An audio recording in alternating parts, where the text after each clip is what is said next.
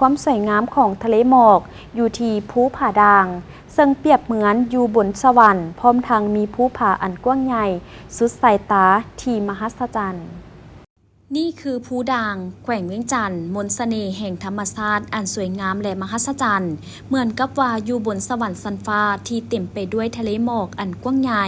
บวกกับภูผาที่สูงสันเขียวงามยิ่งเห็นให้ประทับใจในเวลาขึ้นมาสู่จอมภูแห่งนี้และคุ้มค่าต่อการเดินทางอันลำบากนักท่องเที่ยวหลายคนที่มักความท้าทายมักผจญภัยก็จะพากันมาพิชิตสายภูแห่งนี้ที่มีความสูง 1,000 กว่าเมตรการเดินทางขึ้นมาภูผาด่าง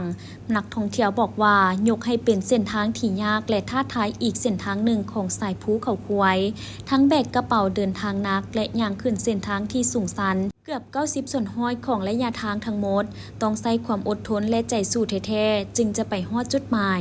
การเดินทางไปภูผาด่างมีระยะทางรวมไปกับ19 กิโลเมตรใช้เวลาย่างรวมทั้งหมดหลายกว่า10 ชั่วโมงแต่เวลาเดินทางกลับคืนบางคนก็จะไปทางน้ำตกตาดสาวา